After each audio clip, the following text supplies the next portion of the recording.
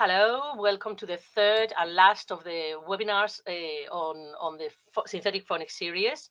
With this webinar, we're going to finish all the path from the beginning in webinar one when we started with the basics of synthetic phonics and the theoretical basis of synthetic phonics.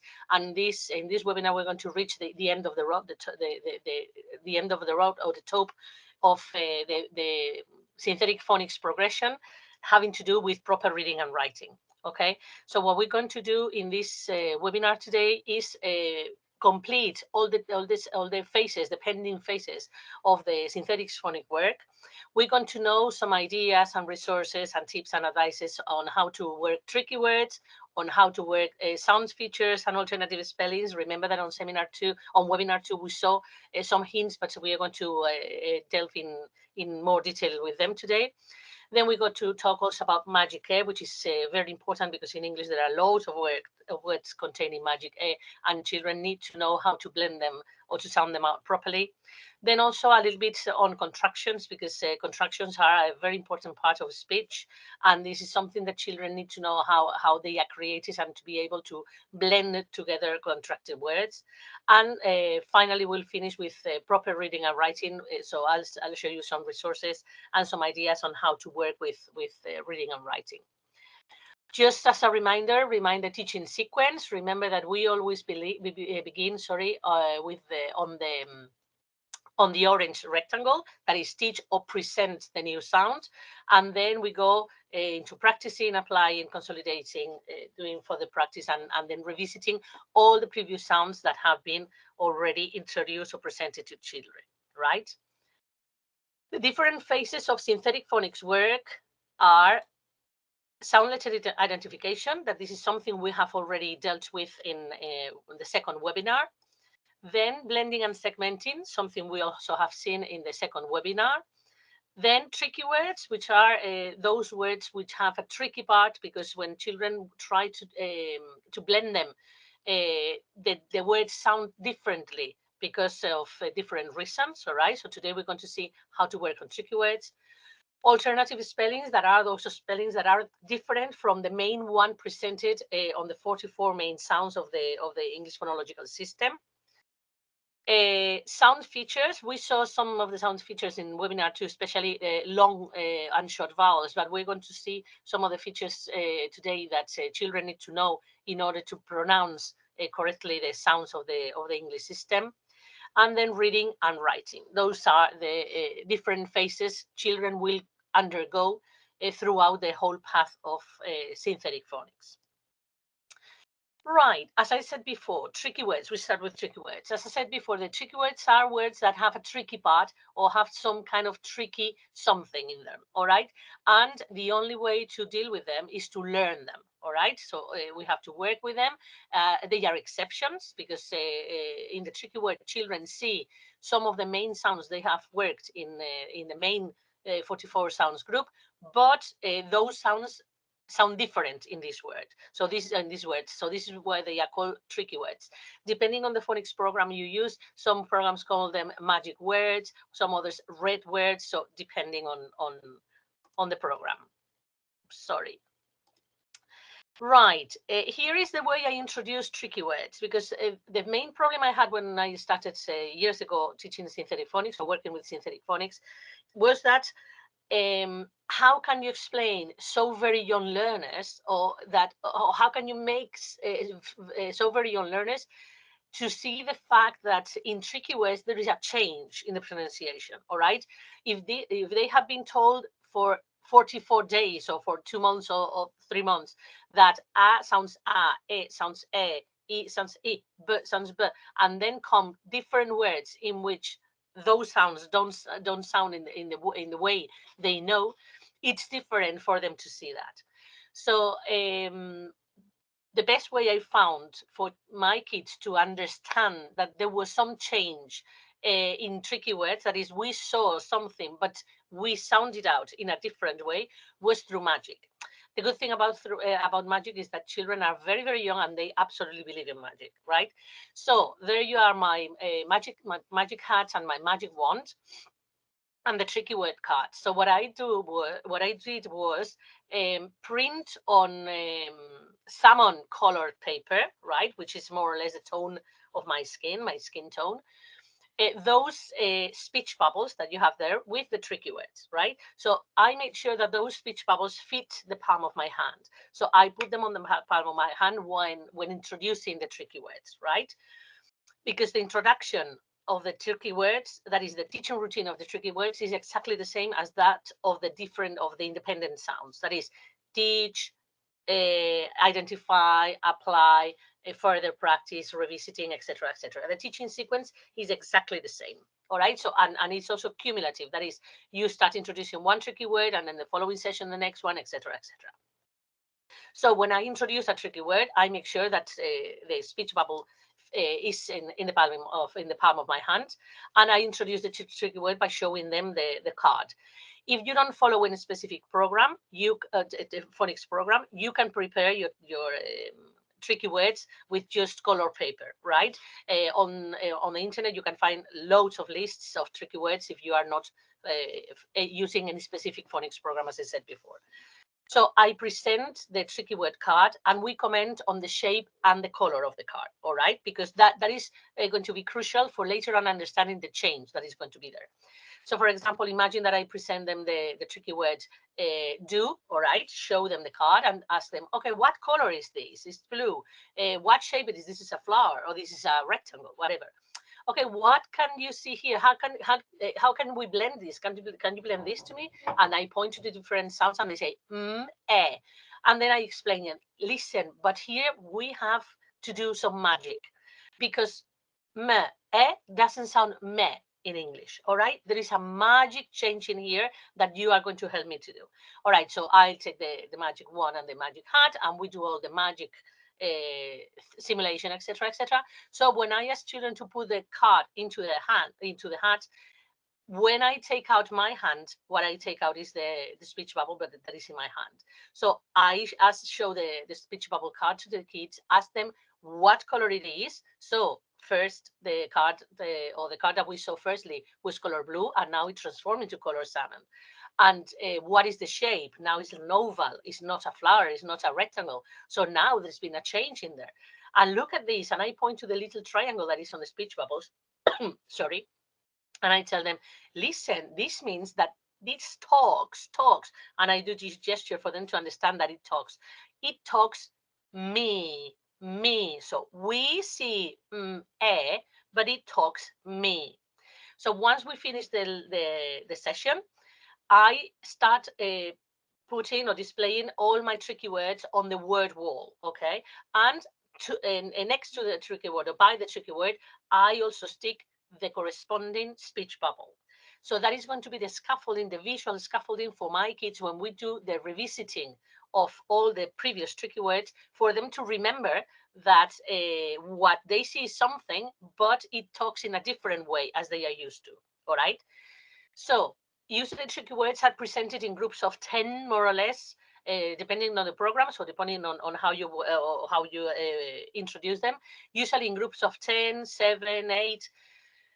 And at the end of the whole group, because I introduce the tricky words in groups, sorry, once we finish the whole group, there is a display of all the flowers, for example, or of all the tricky words cards on the word wall, and each tricky word has got next to it the corresponding speech bubble.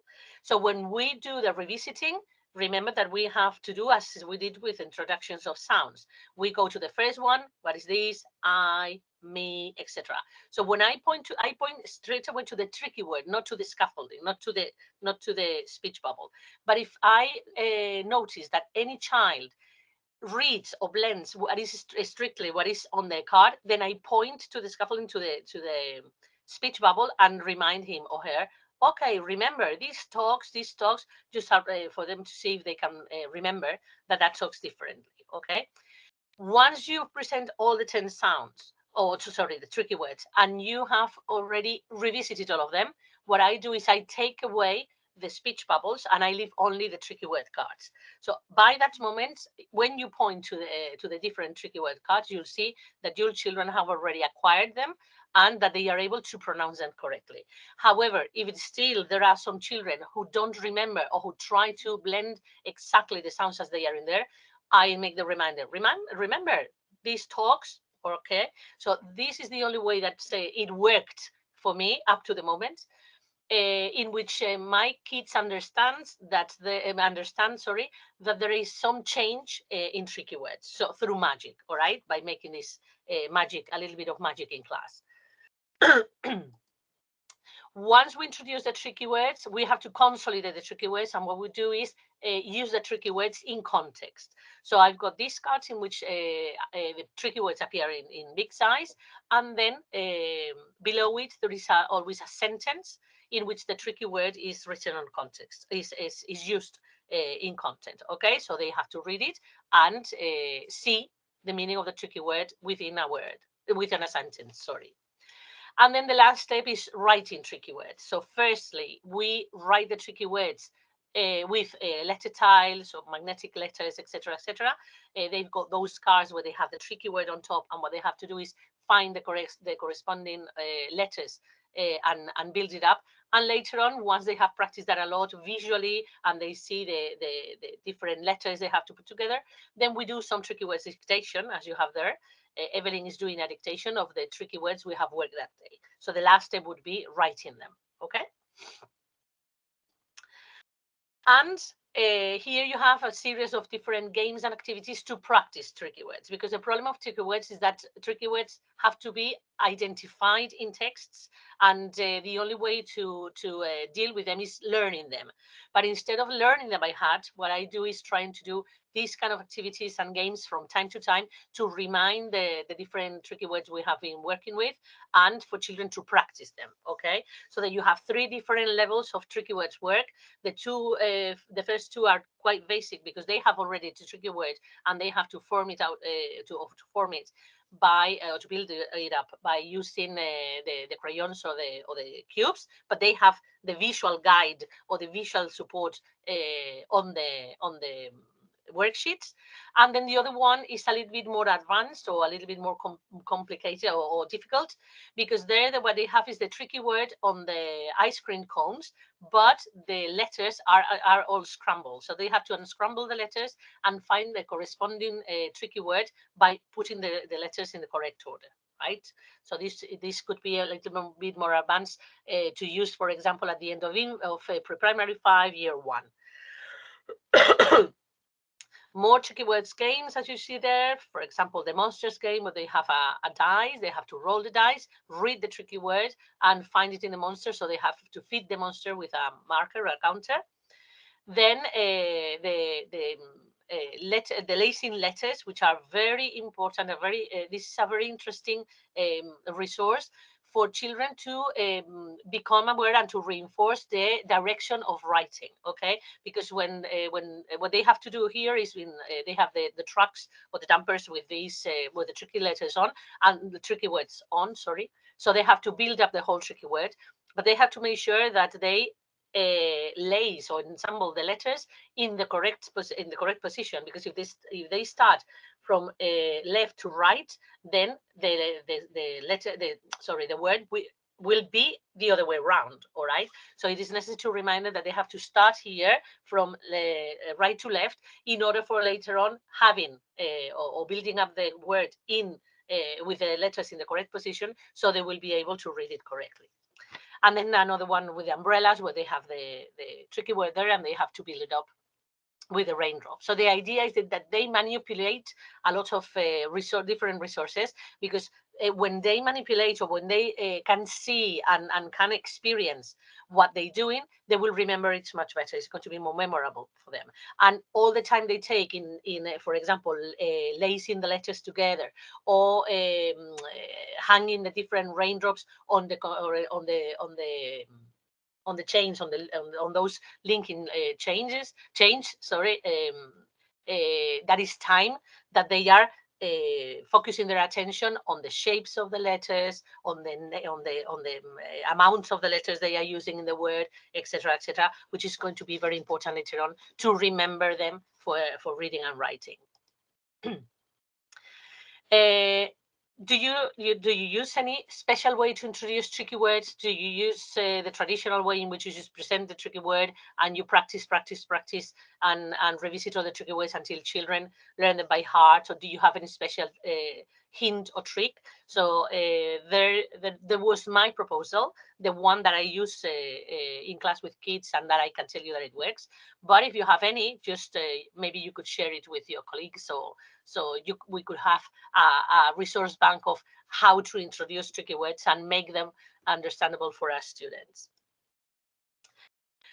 Let's go now into another phase of synthetic phonics, which is the use of alternative spellings. I don't know if you remember that on webinar number 1, on the first webinar, I told you that one of the problems we had in English for learning the alphabetical code was that the alphabetical code is not transparent. That is, there are many sounds that are or can be spelled in different ways. So this is what alternative spellings have to do with, okay?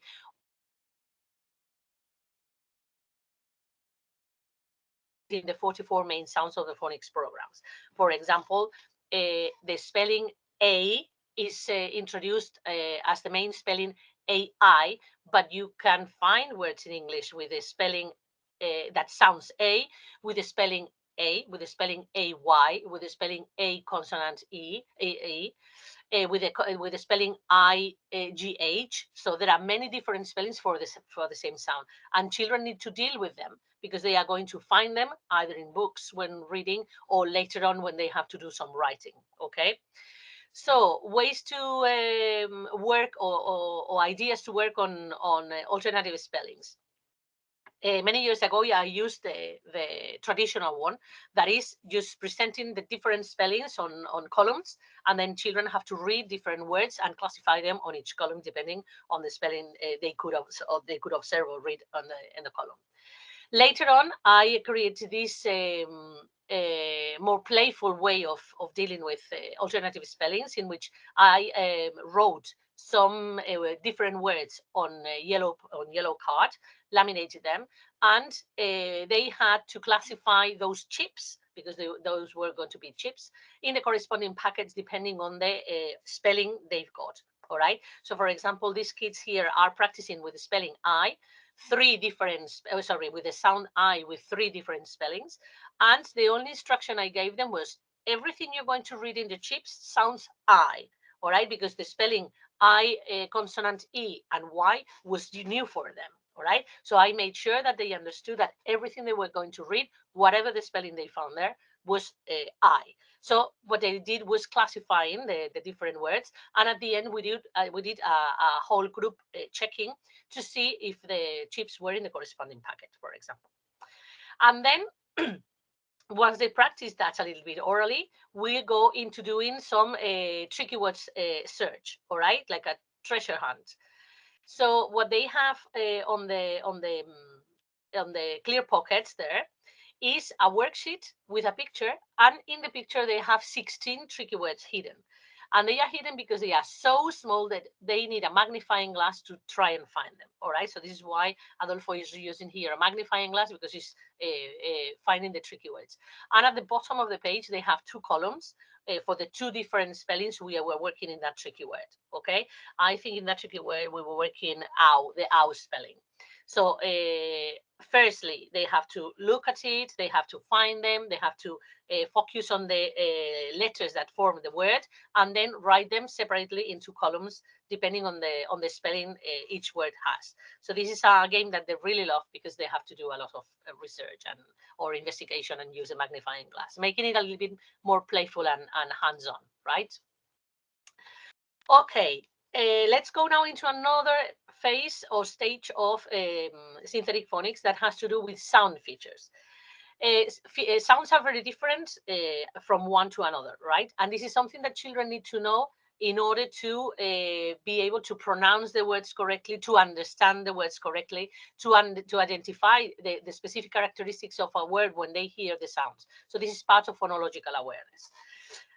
The sound understanding or grasping the sound features is something that is going to be very important, especially when they start writing, doing dictations, for example. Okay, it's different that they hear zebra that they hear zebra.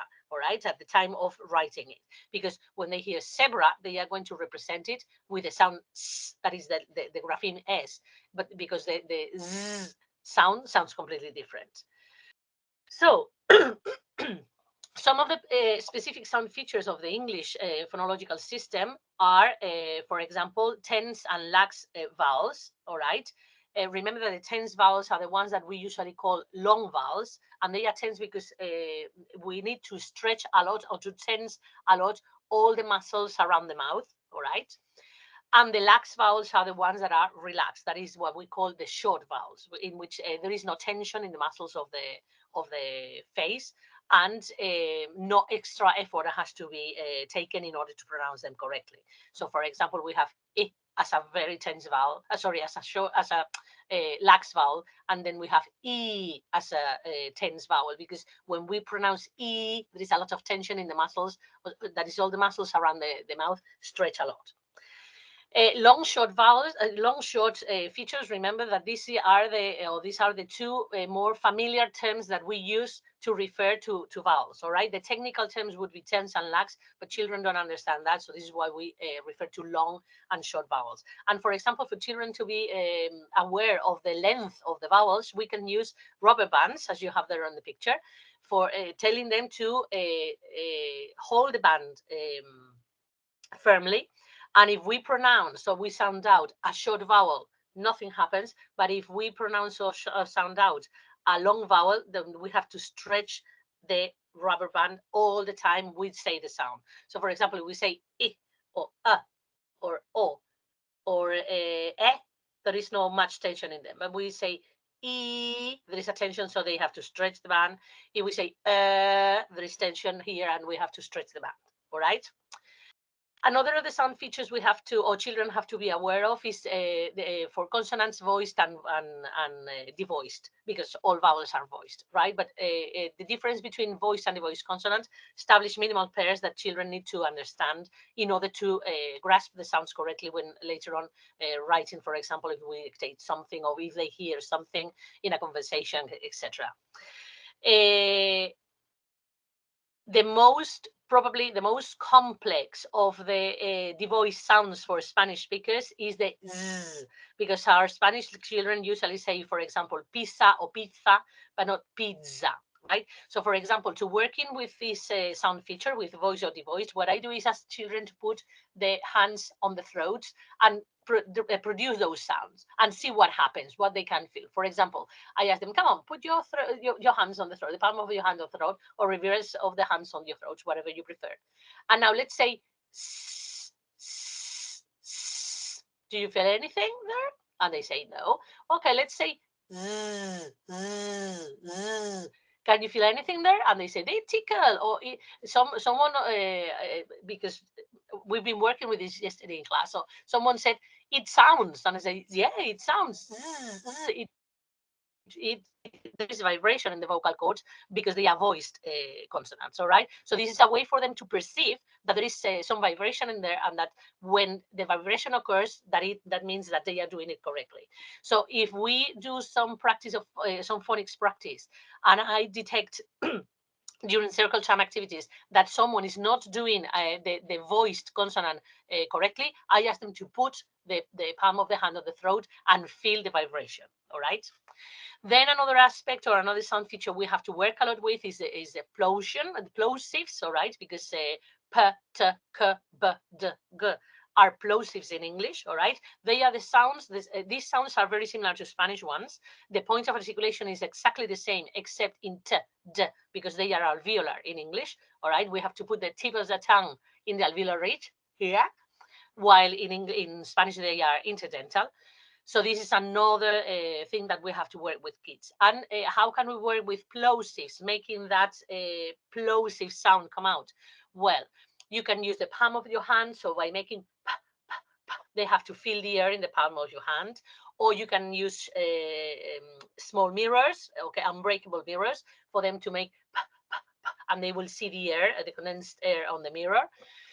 Some people also used candles, but this is something I discarded many years ago, because sometimes the candles worked or not. Well, it was a little bit dangerous to have children next to the candle, because they had to be quite close for the candle light to vibrate or to move.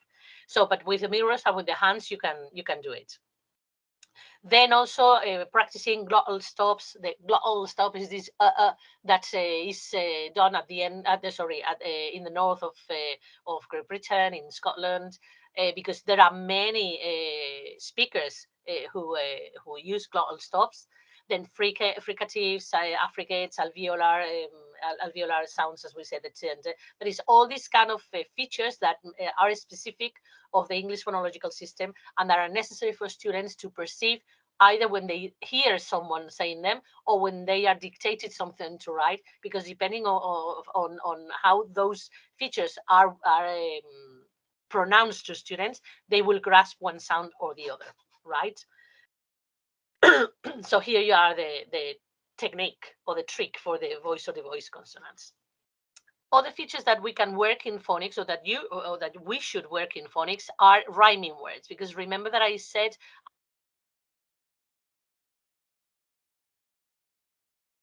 formation in English was keeping the rhyme and changing the onset.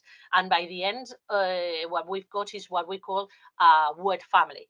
And word families depend especially on the rhyme. That is the part that never changes, and the onset is the part that changes in forming the words. So you can use any different games, different activities to practice rhyming words. All right. By the way, the terms onset and rhyme are written like that. That is, in this case, rhyme is not like the rhyme in nursery rhyme. It's the part of the word that never changes, right? So in this case, for example, that we saw in the second webinar, these are the rhyming jars, where they have to classify cookies depending on rhyming words. Another thing that is very important, especially in English, to work with is syllabication, because you know that sometimes in English we have double troubles. That is, double troubles are two consonants, the same two consonants, that they always sound as one. And the syllabication in this case is very important, because when children start writing, they have to remember that when they find a double trouble, the two consonants are split into different syllables when writing them, okay? Although they sound as one, in the written form, they are separated in two different syllables. So in the case of syllabication, what we use is clapping, all right? And then, children, it comes a moment in which children do understand that for each syllable, we need at least one vowel, because this is something that is quite it costs a lot for us students, for example, to use the liquid S at the beginning of a word, like Spain, school, students, because they try to, or they tend to introduce them, because in Spanish they don't have that, or we don't have that. They tend to introduce them a bossy e. That is, they say Spain, school, snake, right? So by doing the syllabication, they become aware that we don't say school, we say school, and we cannot say school, for example, because there is no vowel in there. So syllabication is very good for later on reading and writing. And well, what we play later on when we do the syllabication clapping, we do a lot of consolidation games, like the one they are playing there, in which they have acorns and squirrels, and what they have to do is classify the words on the acorns, on the different squirrels, depending on the number of syllables they've got. Okay. Right.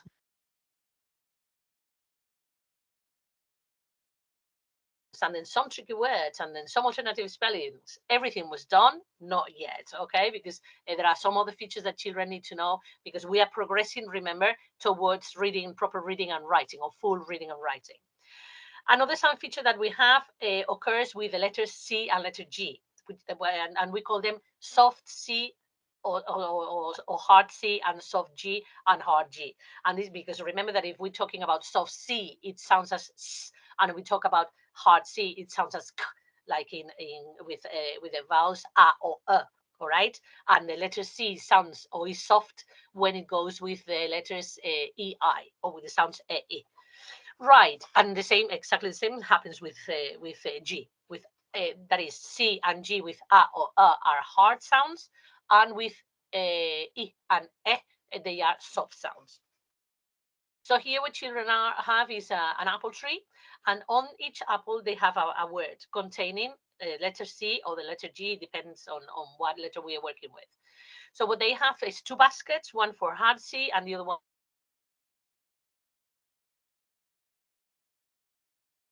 Okay. This is the first time they're going to see the game, all right, or to play this game. So the idea is for them to try to read what is in there. So after this game, children usually infer, or I help them to infer by asking them, okay, look at all the words in the soft C basket. What vowel goes after the letter or the sound k? And they tell me I.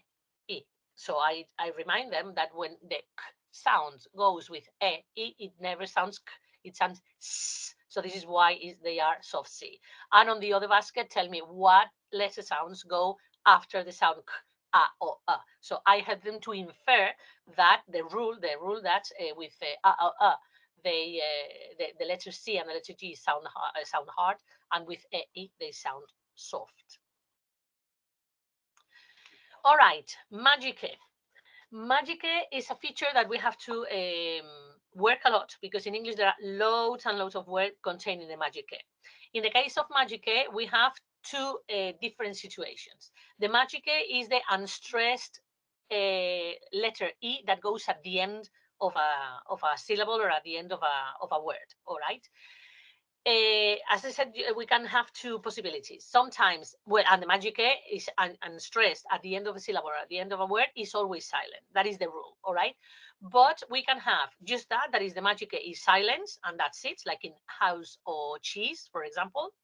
But some of the times we have that the magic makes or changes or alters the sound of the previous vowel. So the previous vowel doesn't sound as it sounds normally, and it takes or it sounds as the name of the vowel.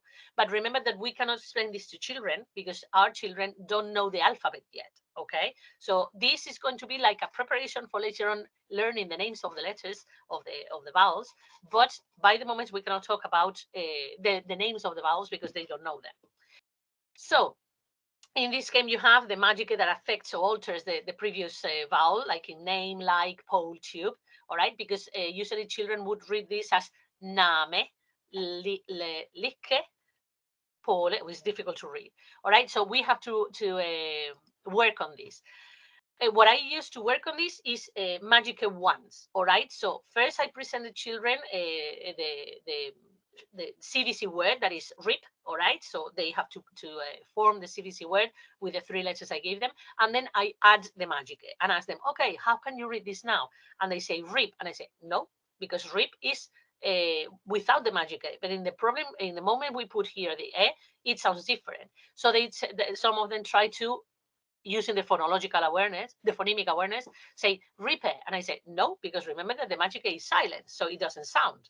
So they go again, rip. And I said, no, because remember, rip is without the magic. So what I do is use the magic one, touch the I and say, listen, the magic makes this I sound I. It doesn't sound I anymore. So from here, we had rip, and then we add the magic touch the I, and it sounds ripe. Okay, and we do this with many different words to practice. It is them after I demonstrate the first time the magic touch. It is them who take the magic wand and have to make the magic touch when saying the word. Then another way of practicing is just with words without the magic they blend them together, blend the sounds together and sound them out. And then we add the magic to see if they remember that there is a change in there. And instead of beat, we have bite, and cub, we have cube. Once we have seen more or less all the different spellings of that take place with the magic we practice them a lot, all right? And I always have the magic one on my hand. So in case anybody makes any mistake, what I do is I touch with the magic wand on their heads or if the words are on the display somewhere, I go and touch with the magic one on the corresponding vowel for them to remember. That is the kind of scaffolding, visual scaffolding I use for them to remember that they have to change the sound of the vowel there.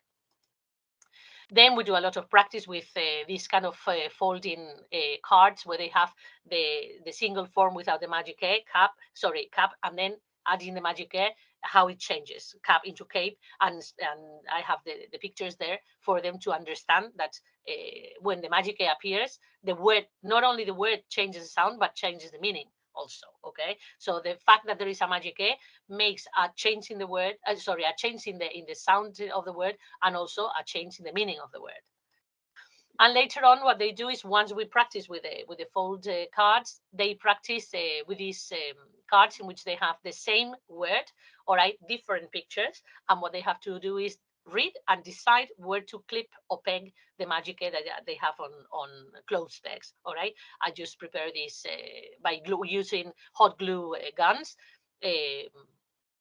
to stick the magic A into, or the star, the A on the star onto the clothes peg. So they have to decide, read and decide where to clip it or to peg it. Right, next step are contractions. Contractions are very easy if children visually see what happens with contractions, okay? So what I have is these foldable cards again, in which we have the full form on one side and then working like an accordion, okay, or like a fan.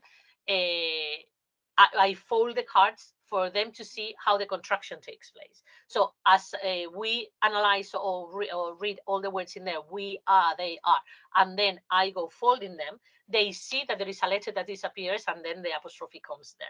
So I explained that that is the footprint, we could say, or it is the trace that the letters that disappear leave in the word, all right? And then later on, what we do is practicing tricky words with many different, contractions with many different games, because children need to know not only the contracted form, but also how the contracted form transforms into the full form, right?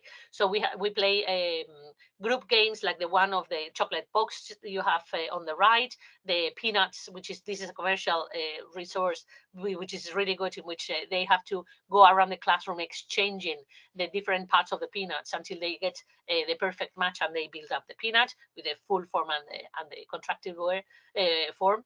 And then also using the B-bot, which is a robot that they have to program to go to the different forms that I asked them. For example, I put the B-bot on weave, and I asked them, okay, what is the full form of weave we have? Okay, so you have to program the B-bot to take it to the corresponding full form, or the other way, right? Put the B-bot on the full form and look for the contracted form. So as I said before, I found very interesting to work on contractions, because this is something that we use on a daily basis in speech, all right? So children have to get familiar with them and also with the way they are formed. Right, let's go into proper reading now. The different steps for reading will start, as we have seen, with identifying sounds in isolation. Later on, to start blending the sounds together to sound out longer units, which are going to be words. And after the words, we go into language chunks, then sentences, full sentences, and then paragraphs. As regards the words, we have to start always with the easiest, okay? And the easiest words in English are CVC words, consonant, vowel, consonants. Why the easiest? Because they are always transparent. That is, the letter sounds that appear in CVC words are, we could say, pure. That is, they are transparent. They are pronounced exactly in the way children have learned, all right? So CVC word will be the first step. Then we'll go into CCVC word, CCVCC word, etc. So going or expanding the difficulty of the words. Then later on, we will move into using language chunks, and then pictograms, and then full sentences, guided writing, guided reading, and finally shared reading, and finally independent reading. And remember that we always begin with decodable books. On the past webinar, I told you that the decodable books are books that children can read independently and autonomously without any adult's help if they have already worked all the 44 main sounds, some alternative spellings, and some tricky words. And these decodable books have been created specifically for phonics programs. Okay, each program has a set of decodable books. Even on the internet, you can find decodable books for free, but they have been created for phonics work, because all the sounds that appear, all the letter sounds that appear in these decodable books have been worked in class, so children are able to read them. Okay, and some of them even have a list of the sounds, tricky words that children need to know in advance in order to be able to read those sounds autonomously. Right. So something that you have to tell or warn parents before finishing the phonics program is that once they finish everything, they won't be able yet to read storybooks on their own, like the Gruffalo or Had a Surprise, for example. But they will be able to read decodable books independently, right? So here are some examples of start reading with CVC words. They have the picture, they have the linking cubes, and they have to form the words, that is blend the sound together. They physically blend them together because they have to link all those cubes, and read them and put them on the corresponding on the corresponding card. Then we go on to language chunks. Remember, the language chunks are not full sentences because they are a whole language unit, okay? But they are not full sentences because they contain no actions, no verbs, right? So here we're working with a game called What's in the Box, in which children have a picture, right? And they have to look in the box for the description of that picture. For example, a cat on a bed, a cat in a hat, etc. And I make sure that in all those pictures, not on the picture, sorry, on the language chunks, I make sure that there are language chunks that can be a little bit misleading for children, because, for example, there are several pictures of a hat, and that is to make sure, of a cat, to make sure that they read the language chunk fully, because some children just read a cat and they pick up the first cat picture that they see, but there is a picture with a cat in a hat and there is another one with a cat on a bed. So this is also a little bit of testing if they are reading fully the language chunk or not. Then we go into pictogram cards. We have seen on the second webinar, in which we are working with positional words here, and they have to position the different items, the car, the frog, the rubber duck, and there is also a teddy bear, on different places. All right, so depending on the instructions on the card, they have to position those toys in different places around the pool or the lily pad or the bridge, etc., etc. And once they finish, they turn over the cards, and at the back of the cards they've got the full sentence and the solution to where they have should position the different toys. Then here you are more resources to use in class for reading. For example, those little cards you have in there. On one side, they have the keyword, and on the other side, they have a full sentence where that keyword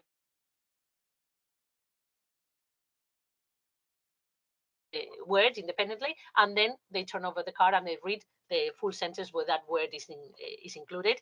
And here I've got a set of all the consonants, all the vowels, all the troublesome sounds, for example, to reinforce them, etc., etc.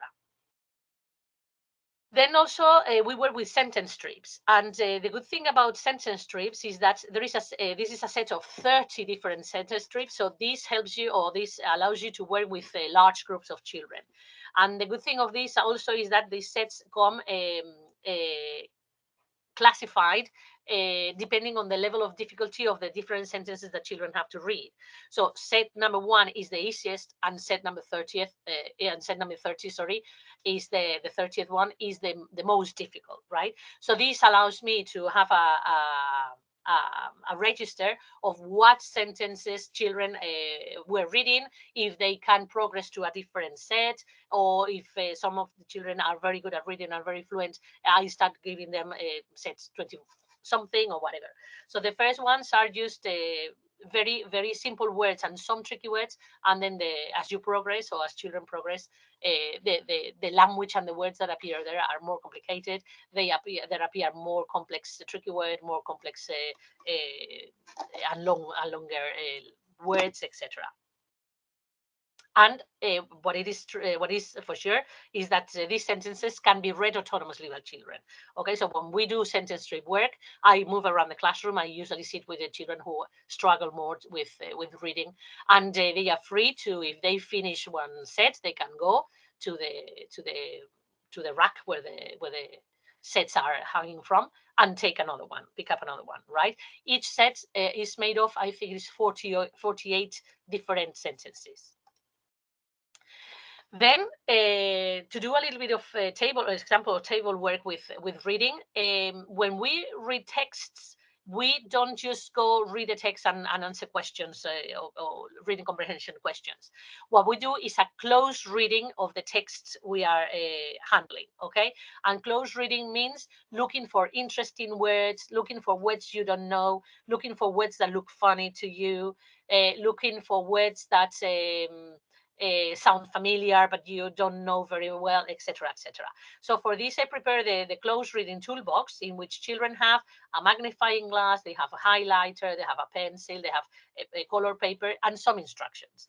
And depending on the text we're reading, the instructions can be circle the words that you find more interesting, with a star, put a star around a word that you find that is nice, or that looks funny. Write a question mark next to write a question mark and highlight the words that you don't know, etc., etc. So this is what they are doing, the example they are doing with their text, and we do this with any kind of text we use in class. All right. Even that is, I mean, starting from very easy texts like the one you have there, that is for 5-year-olds, to more complex texts when we work in year 2, for example. And then you have the response maths, in which there is a series of different maths that asks children questions about what they are reading. It could be just a piece of reading, or a text, or a full decodable book, etc., etc. So what they have to do is, with a whiteboard pen, fill the information that they are asked about what they are reading. It depends on what you are dealing with. It can be searching something specific from the book, making predictions, thinking about what will come next, etc., etc. So depending on what kind of reading you are working with, you have different response maths. And decodable books. Well, this is not my classroom library, because this is just a picture. But what you have there are books which are non-decodable books. That is, spot books, as I said before, or typical story books are non-decodable books. But the decodable books are, as an example, for example, that this girl is reading here, which has been created for the Phonics program. And she's reading it independently,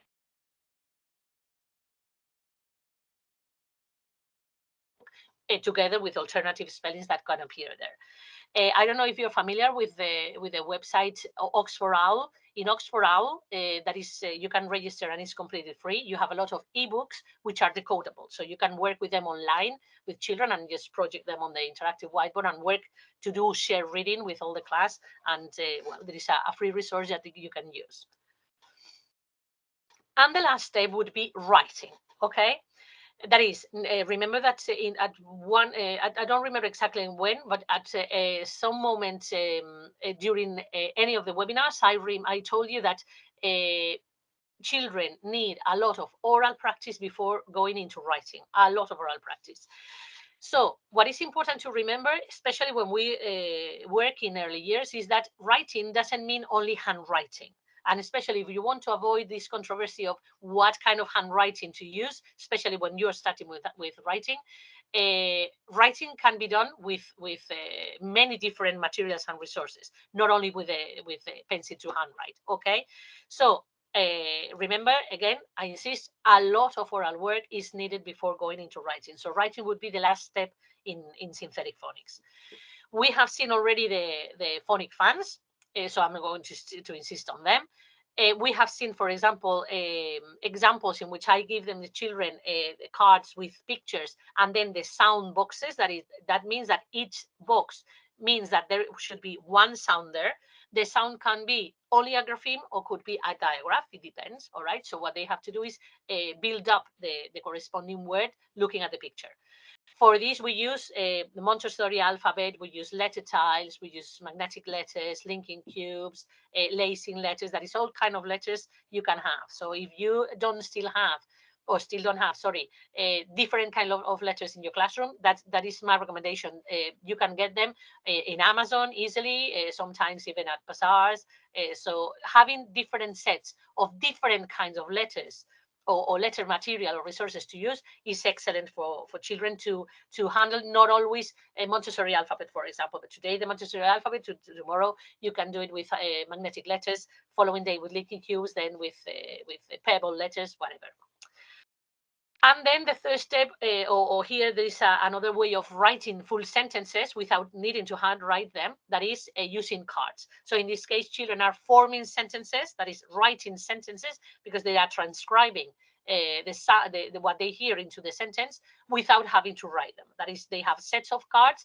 Each card is represented with each card has different colors depending on the grammatical categories. They don't know what the grammatical categories are yet because they are very young, but by making combinations, they start seeing that the colors usually occur in the same place, more or less. That is, the blue color, which are the words usually at the beginning, color red, which are the nouns usually go at the beginning of the sentence or right after the blue ones, etc., etc. So color coding the different grammatical categories is very interesting.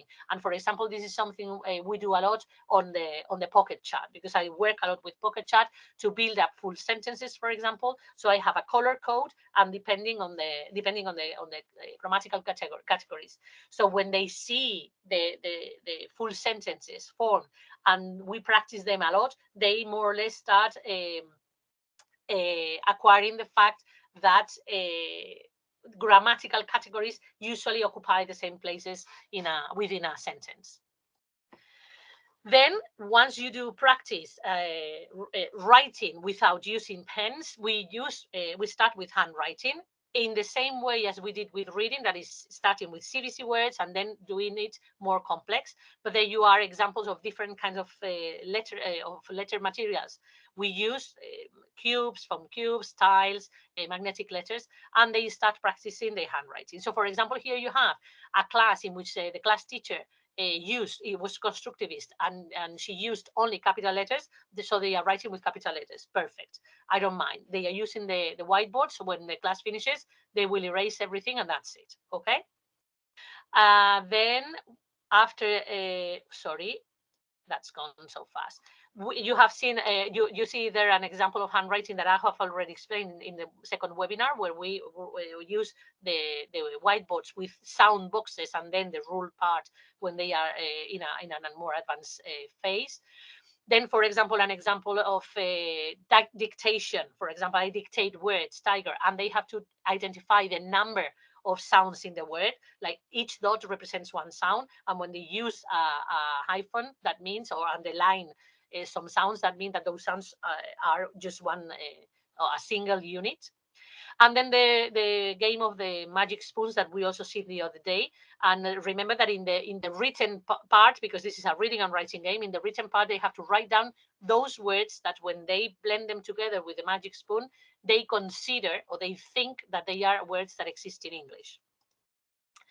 Then later on, we start using picture dictionaries, all right, that for children also to see the visual reference of the different words that we have in there. And for example, with in primary 5 and in year 1, I use a lot the word spacers, because children tend to write everything together. So those word spacers that you have on the very left side, it is a snail holding a spacing bar, right? So that is very good for them they have to write a word, put a spacer, write the next word, put a spacer. So they leave the finger space between words. And then we also use the writing body The writing body is made with a sentence strip, okay, with sentence strip card, which is blank. On top, they've got the red cap with the letter C. That means that they have to start with a capital letter. And at the bottom on the feet, they have the punctuation signs. That means that they have to finish the sentence with a punctuation sign, right? So there you have examples of children writing independently, right? And then, as I said before, also, we use a lot the whiteboards. For example, in this case, I gave them a sentence strip with some vocabulary in which they have to compare things. So for using the comparative and the superlative. So they had romance film, action film, exciting, and they had to write that. Or elephant, large, mouse. So they have to write the full sentence. Okay. And in the case of the two examples of the body, of the writing body, they are completely autonomous writing. That is, I told them, okay, try to write a sentence using the 3 words that we have worked that moment. That was baby, I think, shark, and another thing. Right. And the last thing to do would be writing full sentences. First, what I call guided writing, for example, in the case in the poster, in which we did firstly guided writing to see the different parts of the poster, what elements the poster includes, how we can write the sentences in a poster, and later on they did it in small groups. And the last phase would be creative writing, in which they have to write down little pieces of text. In the case of year 1, year 2, we do full sentence writing. In year 2, some children get into 2 sentences, especially the ones that are fast finishers or fast learners, right? And I use this kind of notebooks. I don't know if you're familiar with them, which have a ruled part at the bottom for children to write, and then a blank part on top for them to make a picture. So when they read, or when they take the notebooks home and read the written things to the parents, they remember or understand what is in there because they have the picture to support the meaning. So the most important thing to finish with is that remember that it's very important that in synthetic phonics program, you progress respecting all the different steps, all the different phases that the whole phonics sequence involves. That is, don't try to run so much. If you need some time to stop and revisit and review things, much the better. It is better that you go slower at the beginning, because that will mean that you will run more or will go faster in the future. But it is very important that you don't skip any step, skip any of the phases of, like, for example, okay, I'm going to work with animals vocabulary, and then the children start writing all the animals vocabulary. If you have not worked all the sounds that vocabulary involved, it could be a little bit messing around what you have previously worked in phonics. I mean, for example, if you are working with jungle animals, and you want your students to write lion, if they have not seen yet the spelling of I-O for lion, then that is impossible, because they won't be able to write that. So it's very important that anything that you ask your children to read and write must have been previously worked within the phonics sequence. Okay? Right. So thank you very much for your attention. I hope that the whole route or the whole progression in synthetic phonics programs, now it is clear for you. And well, that at least you have some ideas of different activities and resources that you can use in class for your students to make the phonics experience more